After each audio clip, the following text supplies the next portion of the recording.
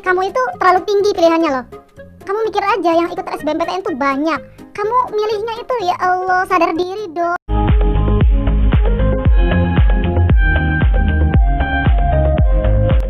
Assalamualaikum warahmatullahi wabarakatuh. Halo sobat sekalian. Ternyata nih, besok ada yang mau UTBK. Nah, gimana nih persiapan teman-teman untuk UTBK besok? Nah, aku yakin sih persiapan teman-teman udah luar biasa ya. Nah, di sini di H-1 menjelang UTBK ini, aku ingin sedikit berbagi tips lolos PTN melalui jalur SBMPTN. Seperti apa aja tipsnya? Oke, yang pertama yaitu niat.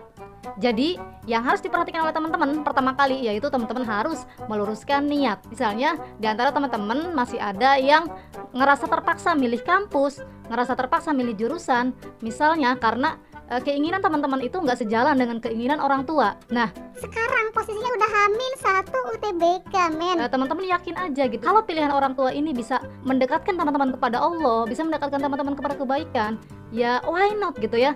Ikuti aja keinginan orang tua ya, jalani sepenuh hati dengan ikhlas, dan di situ teman-teman harus meluluhkan ego hati teman-teman, dan di situ pula teman-teman mempunyai ladang pahala gitu untuk membahagiakan orang tua. Nah, itu luar biasa ya.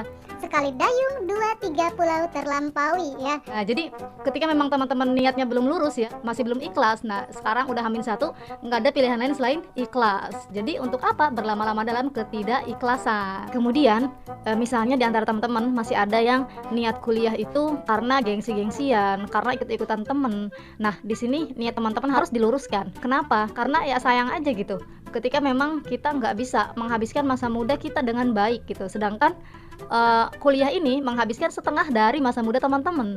Gimana nanti pertanggungjawaban di hadapan Allah ketika kuliah teman-teman itu main-main gitu? Pertanggungjawaban atas pertanyaan untuk apa masa mudamu dihabiskan, seperti itu.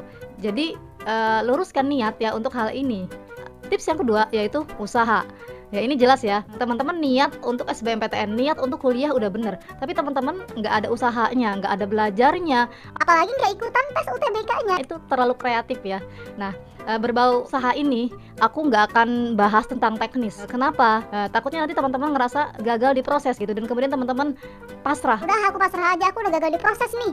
Ya, jadi aku percaya, aku yakin teman-teman udah mengusahakan yang terbaik. Di H-1 UTBK ini apa yang bisa dilakukan? Nah, usaha yang bisa dilakukan itu, kalau aku sih, aku nggak lagi belajar latihan soal-soal UTBK, aku nggak lagi tryout, aku jauhin dulu tuh buku-bukunya ya. Yang aku lakuin itu, aku belajar menenangkan hati aku, menata hati aku, mempreskan pikiran aku. Dengan cara apa? Kalau aku sih, dengan cara ngelakuin hal-hal yang aku suka, tentunya masih dalam koridor syariat Islam. Nah, untuk menenangkan hati, biasanya aku membayangkan kebesaran Allah, kekuasaan Allah. Misalnya aja sekarang ini pandemi, siapa yang nyangka sih gitu, teman-teman di hari raya Idul Fitri itu belum jelas mau kuliah di mana. Itu nggak kayak tahun-tahun sebelumnya yang udah jelas. Nah, di sini juga teman-teman bisa membayangkan gitu bahwa ketika Allah berkuasa, apa sih yang enggak gitu loh ya. Bisa aja gitu teman-teman diencerkan otaknya, dimudahkan mengisi UTBK-nya, dan bahkan Allah pun sudah memberikan penegasan di dalam Quran gitu bahwa barang siapa yang mengingat Allah, maka hatinya akan menjadi tenang. Nah, ini luar biasa ya. Mungkin bisa diterapkan oleh teman-teman gitu, bisa diaplikasikan dan bisa membuat hati teman-teman menjadi tenang. Selanjutnya yaitu teman-teman hindari energi-energi negatif yang bisa membuat teman-teman menjadi insecure. Misalnya ada nyinyiran-nyinyiran orang. Kamu itu terlalu tinggi pilihannya loh. Kamu mikir aja, yang ikut SBMPTN tuh banyak. Kamu milihnya itu, ya Allah, sadar diri dong. Nah, hal-hal negatif seperti ini harus dihindari. Kalau misalnya teman-teman udah terlanjur mendengar, ya teman-teman nggak usah masukin ke dalam hati. Selanjutnya yaitu teman-teman lakukan hal-hal positif yang jarang dilakukan oleh teman-teman. Misalnya teman-teman jarang banget tuh mijitin ibu, tiba-tiba teman-teman mijitin ibu. Nah, biasanya hal-hal positif yang nggak biasa dilakukan oleh teman-teman biasanya mendatangkan keajaiban dari Allah. Kenapa?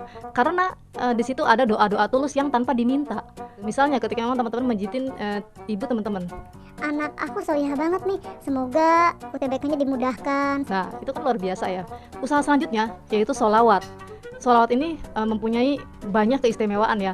Kalau aku sih biasanya ketika mau ikutan lomba, aku saat mendekati hari H-nya itu nggak lagi belajar ya, tapi banyakin sholawat, lebih banyak daripada hari-hari biasa gitu. Sholawat ini luar biasa ya teman-teman, keistimewaannya gitu. Bahkan Allah aja bersolawat gitu.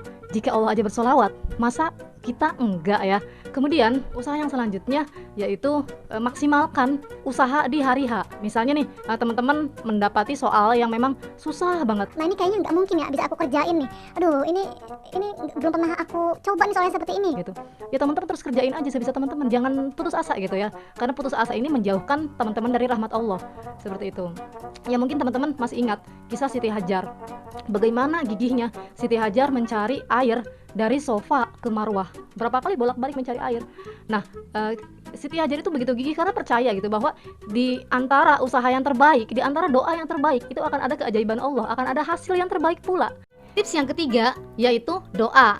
Nah, ketika teman-teman udah melakukan niat yang bagus, usaha yang bagus, tapi teman-teman nggak berdoa, itu namanya sombong ya, karena seolah-olah nggak butuh sama pencipta. Teman-teman berdoa agar teman-teman dimudahkan saat mengerjakan soal UTBK, dikuatkan ketika menerima hasil UTBK yang nggak sesuai dengan ekspektasi teman-teman gitu.